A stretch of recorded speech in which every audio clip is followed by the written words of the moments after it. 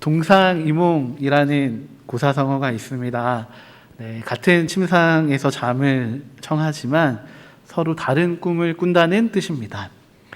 서로 같은 처지에 있으면서도 겉으로는 생각이나 이상이 다른 것, 또 겉으로는 함께 행동하고 있지만 속으로는 또 다른 생각을 갖는 것을 이르는 말입니다.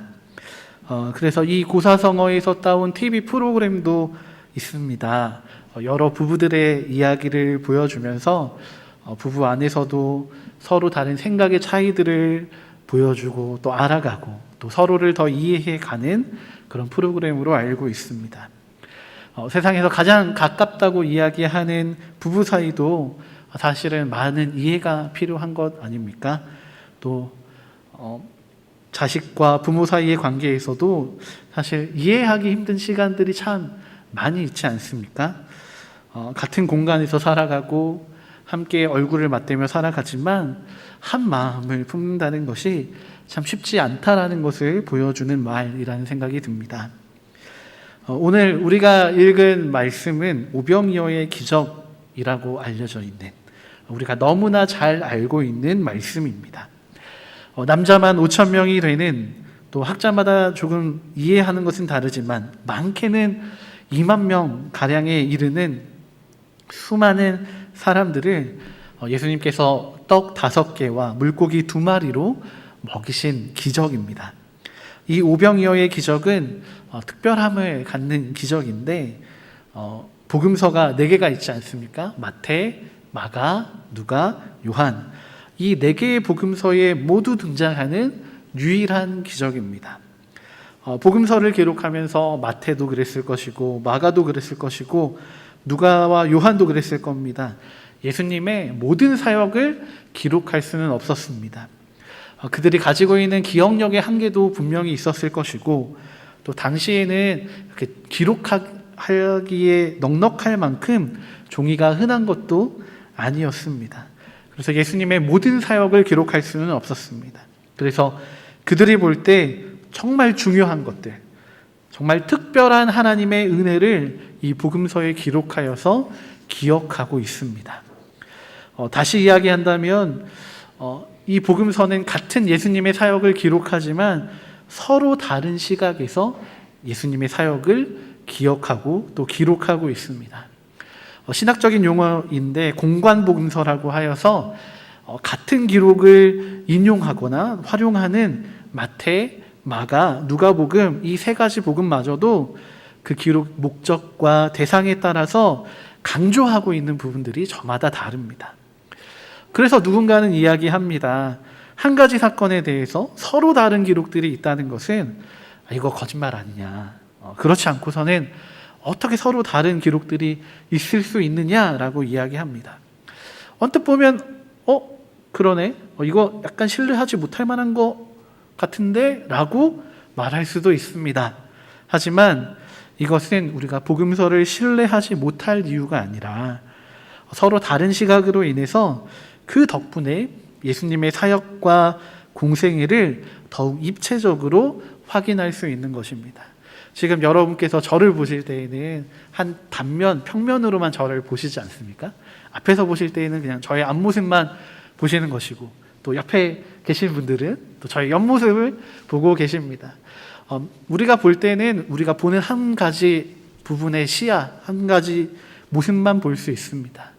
그러나 이 시야들이, 이 평면들이 모이게 되면 입체적으로 그림이 딱 완성되어 가겠죠. 그런 것처럼 복음서에 조금씩 차이가 있는 기록들이 오히려 예수님의 그 놀라운 역사의 증거들이 되는 것입니다. 그리고 그 현장을 더욱더 생생하게 만들어 주시는 것입니다. 마태와 마가, 또 누가와 요한이 보고 듣고 경험한 이 오병이어의 기적들에 대한 기억들을 우리가 퍼즐을 맞추어 가듯이 잘 맞추어 보면 조금 더 살아있는 그 당시의 그림이 등장하지 않을까 싶습니다. 오늘 우리가 이 마가복음의 기록을 중심으로 우리가 이 생생한 현장을 좀 다시 재구성해 가면서 이 현장에서 나타나고 있는 동상이몽은 무엇인지, 또 또 그것이 어떤 영향을 주고 있는지를 우리가 함께 나누기 원합니다. 이 오병이어의 기적을 기록한 단락은 이렇게 시작이 되고 있습니다. 30절과 31절의 말씀입니다. 사도들이 예수께 모여 자기들의 행한 것과 가르친 것을 낱낱이 고하니 이르시되 너희는 따로 한적한 곳에 와서 잠깐 쉬어라 하시니 이는 오고 가는 사람이 많아 음식 먹을 겨를도 없음이라. 아멘. 네. 이 마가복음 6장 7절과 13절 이 앞쪽에 있는 단락을 보게 되면 예수님께서 제자들을 둘씩 짝을 지어서 마을로 고을들로 전도 여행을 보내십니다. 예수님께서는 이 제자들을 보내실 때에 그냥 보내지 않으시고요. 사람들에게 하나님 나라의 복음을 전파하게 하시고 또 약한 것들을 고칠 수 있는 능력을 주십니다. 제자들은 마을로 내려가서 이 능력을 가지고 하나님의 나라를 전파하며 또 병든 자들을 고쳐줍니다. 그리고 이제 오늘 읽은 30절의 말씀에 보면 이 제자들이 다시 예수님께로 돌아와서 예수님께 자신들이 행한 것과 가르친 것을 보고하는 것으로 단락이 시작되고 있습니다. 예수님께서는 제자들과 전도여행의 그 은혜와 간증들을 나누고 나서 이 제자들의 수고를 기억하셨습니다. 그래서 이들을 쉬게 하시려고 배를 띄워서 한적한 곳으로 가시려고 하십니다. 수많은 사역과 가르침이 제자들을 지치게 만들기도 했고 이들에게 회복이 필요했기 때문입니다. 그런데 문제는 무엇이었냐면 이 제자들이 정말 놀라운 사역과 가르침을 했기 때문에 이 가르침을 듣고 또 이 기적들을 보고 수많은 사람들이 제자들을 따라온 것이었습니다. 그곳에 모인 수많은 사람들로 인해서 제자들은 제대로 음식을 먹을 수 없을 정도였습니다. 그 제자들의 가르침과 기적을 보고 경험했던 수많은 사람들은 사실 세상에서 소망을 잃어버렸던 사람들입니다. 어떤 이들은 오랜 병을 가지고 있던 사람들도 있었고 또 어떤 이들은 마음의 아픔을 가지고 있었던 사람들도 있었습니다. 또 어떤 이들은 이루어질 기미가 보이지 않는 그 하나님의 나라를 꿈꾸고 있었습니다. 그런데 이 사람들이 예수님의 그 제자들을 만나고 나서 소망을 갖게 된 것입니다. 제자들이 베푼 그 놀라운 가르침과 그 놀라운 기적과 능력들이 이 소망이 있는 사람들에게는 내 삶을 바꾸어 줄 그 귀한 전환점으로 보여진 것입니다. 그래서 이 무리들에게 있어서 예수님과 예수님의 제자들은 정말 유일한 삶의 희망이요 그 끈이 된 것입니다. 사람들은 이 줄을 놓치고 싶지 않아서 이 제자들을 따라오게 된 것입니다. 바로 여기에서부터 예수님의 그 오병이어의 기적이 시작되는 것입니다. 예수님께서는 그 제자들의 수고를 너무나 잘 알고 계셨고 또 그래서 그들을 음식을 먹게 해주고 또 쉬게 해주고 싶으셨습니다. 그래서 배를 타고 갈릴리 호수를 건너 그 건너편 벳세다로 가셨습니다. 그런데 그 바다 위에 떠 있는 배를 보고 수많은 사람들이 저거 예수님 제자들하고 예수님이 탄 배다라는 것을 알아차리게 되었습니다.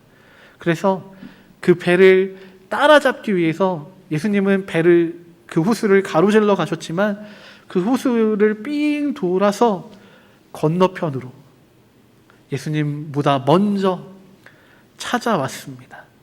사실 그 호수를 가로질러 배를 타고 가는 것과 호수를 둘러서 가는 것 중에 어떤 것이 더 빠르겠습니까? 가로질러 가는 것입니다. 그런데도 이 사람들이 예수님보다 훨씬 먼저 도착해 있습니다.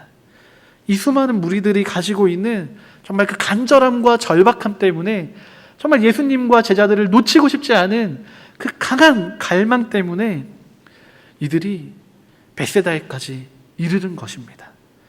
34절의 말씀입니다. 예수께서 나오사 큰 무리를 보시고 그 목자 없는 양 같음을 인하여 불쌍히 여기사 이에 여러 가지로 가르치시더라. 아멘. 예수님께서는 이제 배를 타고 쭉 오셨습니다. 그리고 갈릴리 호수 건너편 그 벳세다에 배가 닿을 곳을 바라보셨습니다. 그런데 그곳에는 이미 수많은 사람들이 목자를 잃어버린 양떼 마냥 서성이고 있었습니다.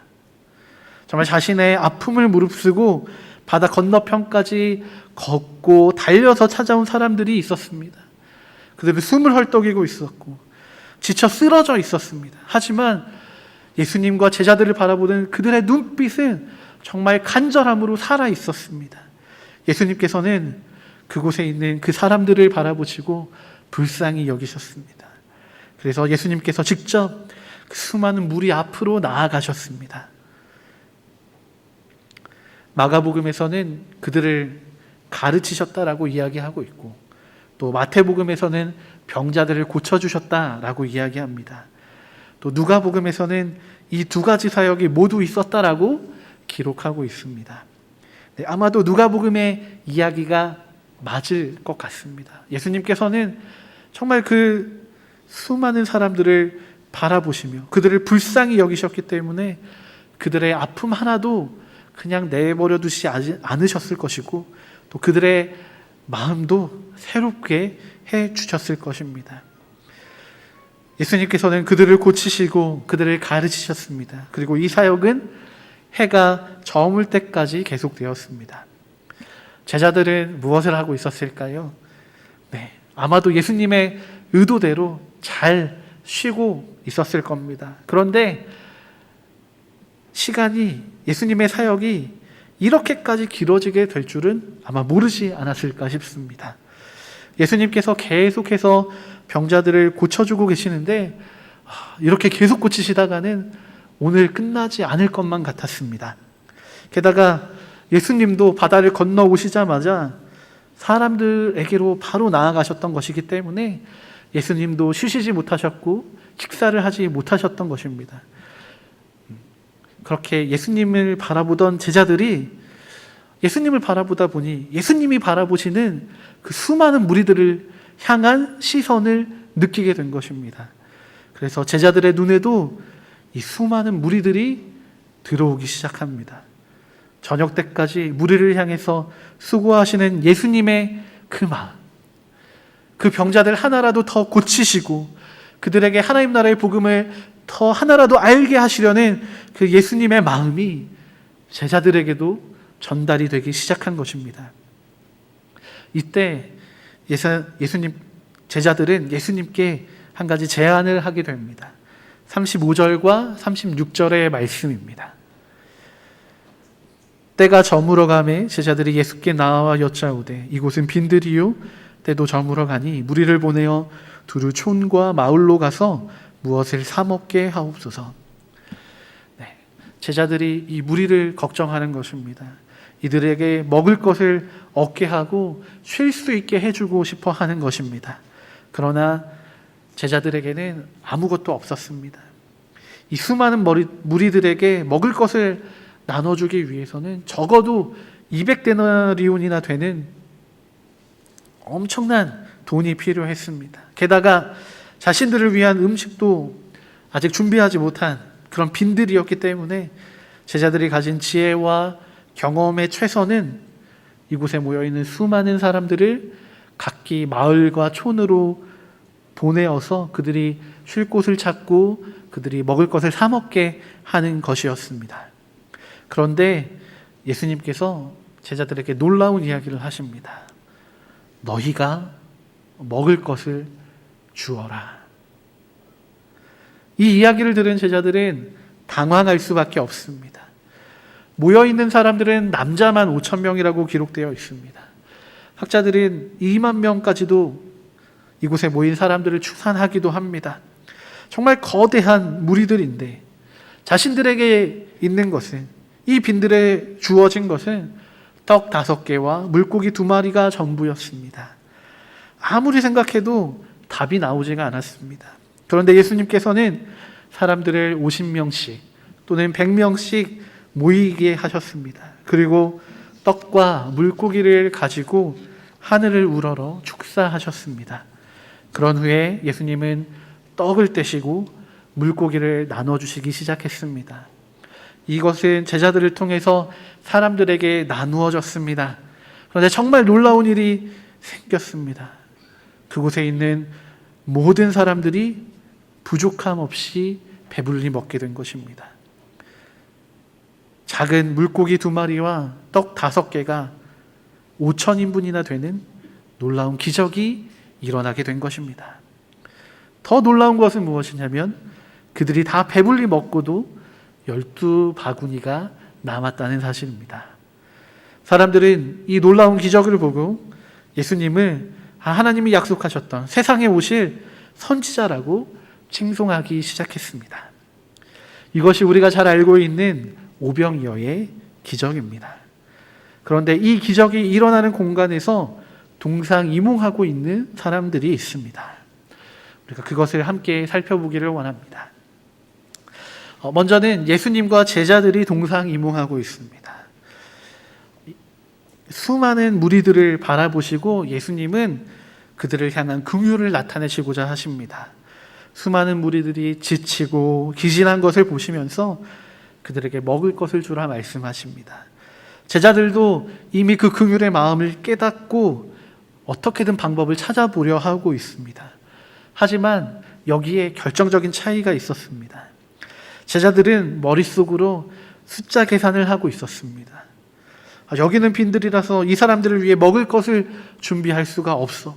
지금 주문한다고 해도 어떤 마을에서 5,000인분이나 되는 음식을 준비해 주겠어. 최소 200데나리온이나 필요한데 우리는 아무것도 가진 것이 없어. 이도저도 어려운 상황이니 이들을 마을로 흩어보내어 먹을 것을 사 먹게 하자. 이것이 이들을 위한 최선이야 라고 생각했습니다. 네, 어떻게 보면 제자들이 참 일처리를 잘한다라고 생각이 들기도 합니다. 그런데 예수님의 마음은 그것이 아니었습니다. 예수님의 마음은 무엇이었냐면 정말 한 영혼을 천하보다 귀하게 여기시는 그 하나님의 마음을 가지고 계셨습니다. 그래서 그곳에서 기진하여 쓰러지게 될까 걱정되는 그 수많은 무리들을 향해 하나님의 마음을, 하나님의 사랑을 나타내시기를 원하신 것입니다.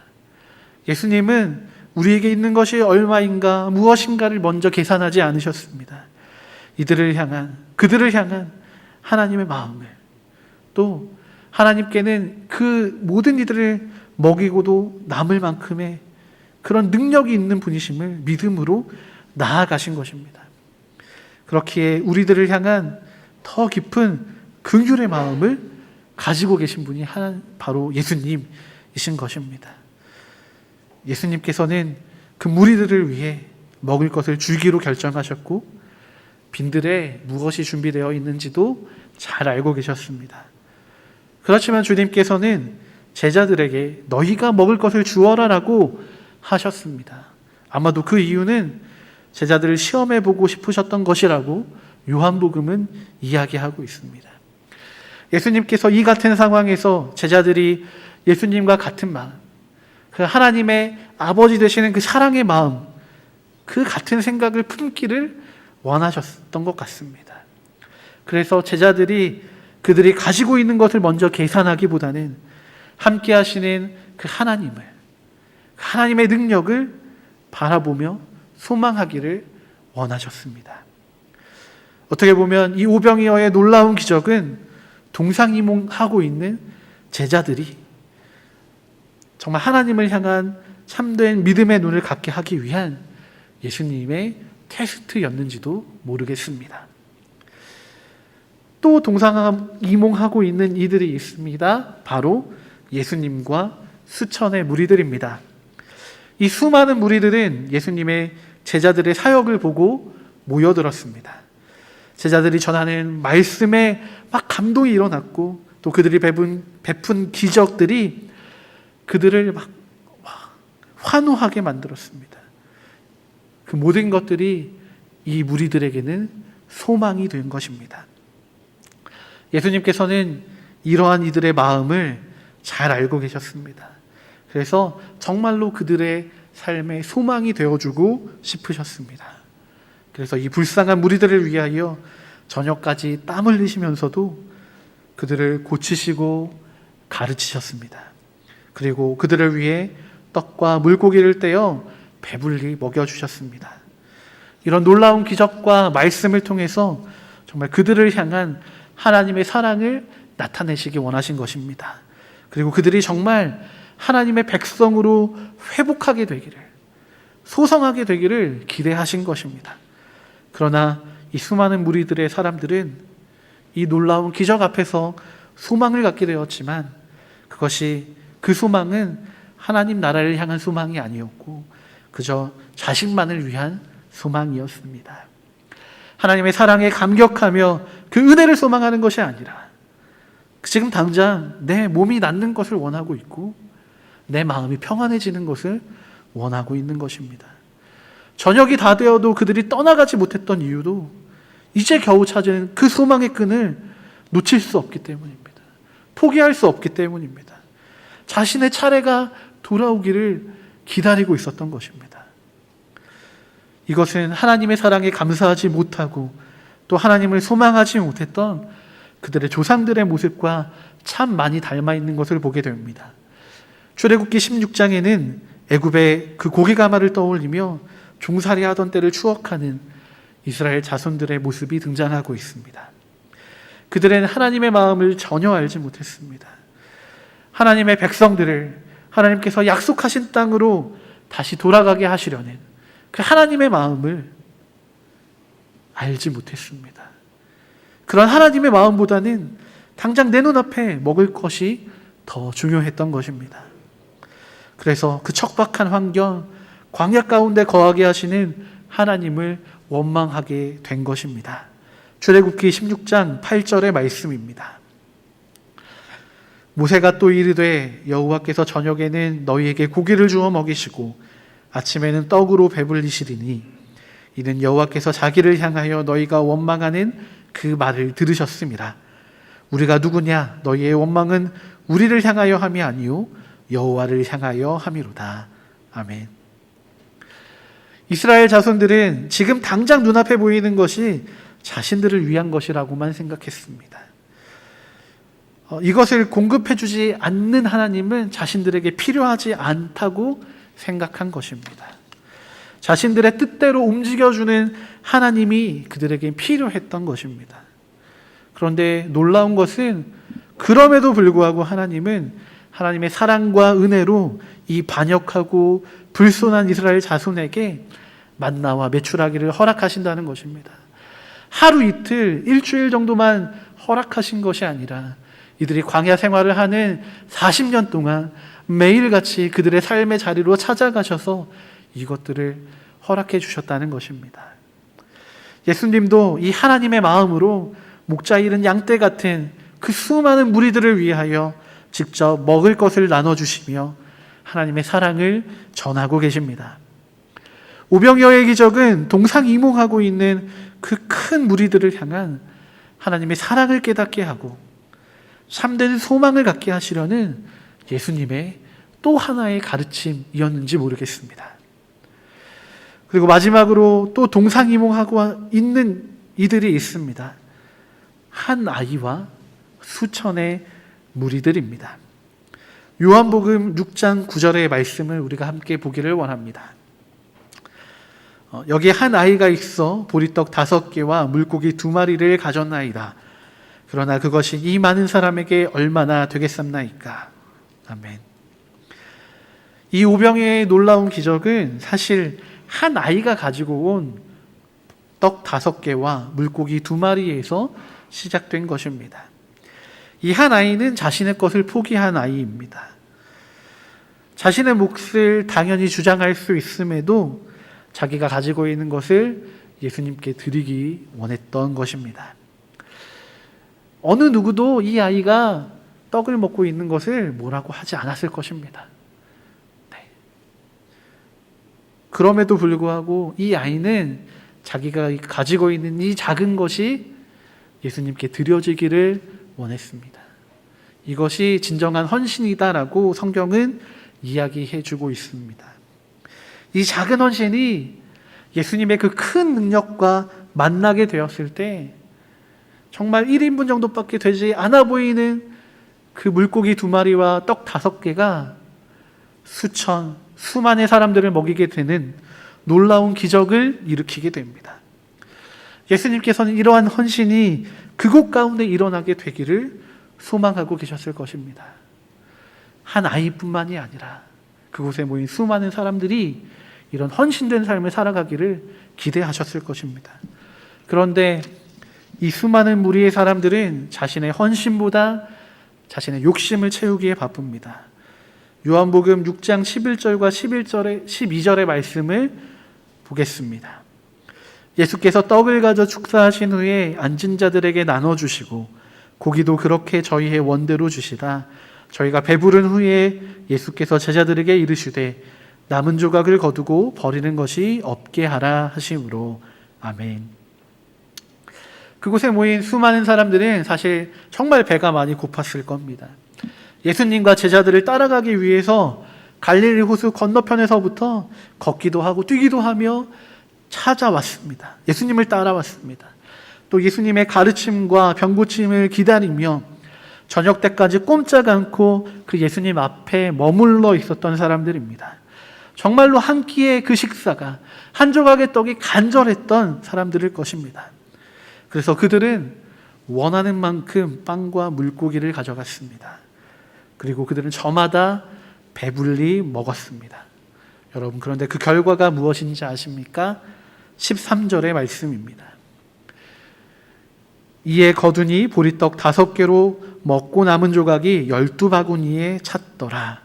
아멘. 12바구니의 음식이 남게 된 것입니다. 정말로 놀라운 하나님의 은혜와 기적이 아닙니까? 그런데 우리는 여기서 다시 이들이 어떤 마음을 가지고 이 음식을 받아갔는지를 살펴볼 필요가 있습니다. 예수님께서는 그들이 원하는 대로 떡을 나누어 주셨습니다. 그들이 받아가겠다라고, 그들이 만족할 만큼의 떡을 나누어 주신 것입니다. 그리고 그들은 모두 배불렀습니다. 그런데 그럼에도 불구하고 12바구니나 남았습니다. 이 수천의 무리들은 자신의 필요와 욕심을 혼동하고 있는 것입니다.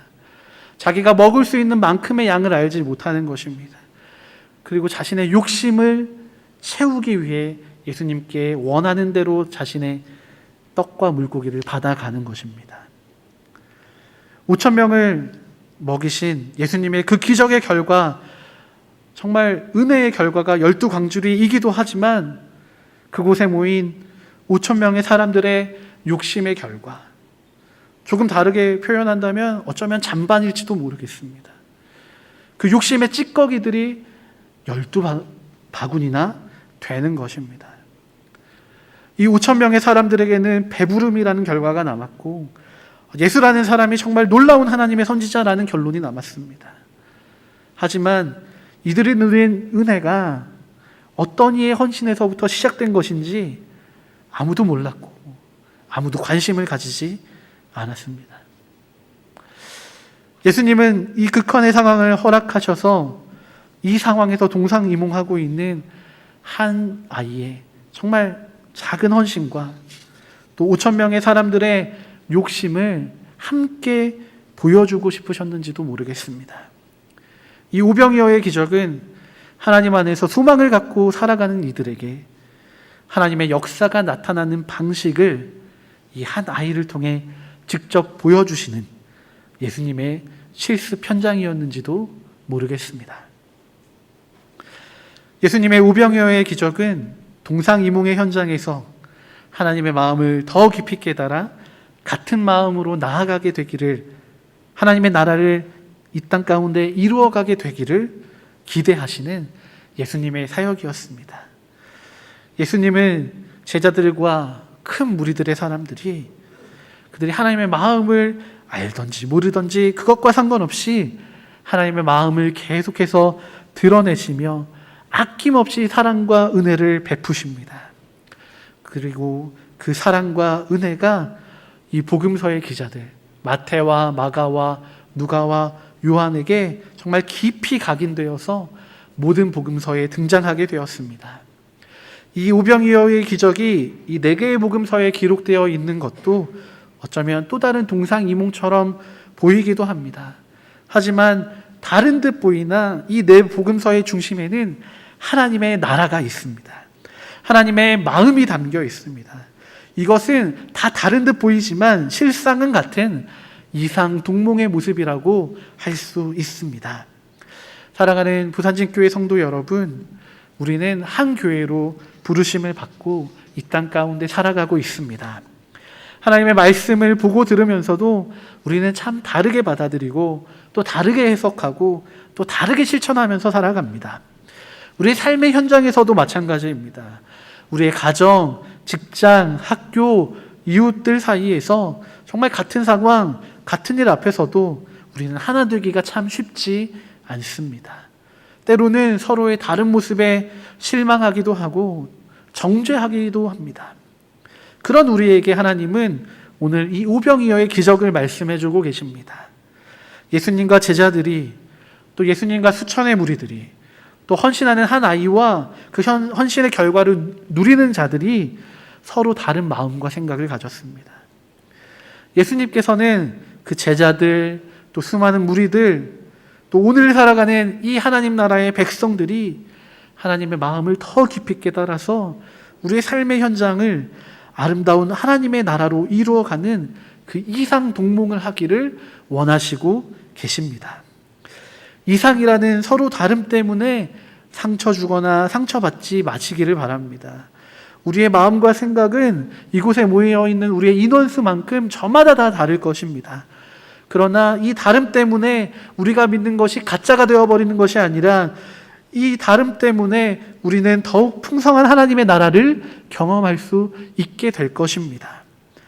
이상, 서로의 다름을 존중하고 서로를 이해하며 서로에게 배움을 통해서 우리가 동몽, 정말 하나님 나라를 향한 한 소망을 갖기 원하시는 그 사랑의 하나님의 마음을 우리의 마음 깊이 각인하게 되기를 소망합니다.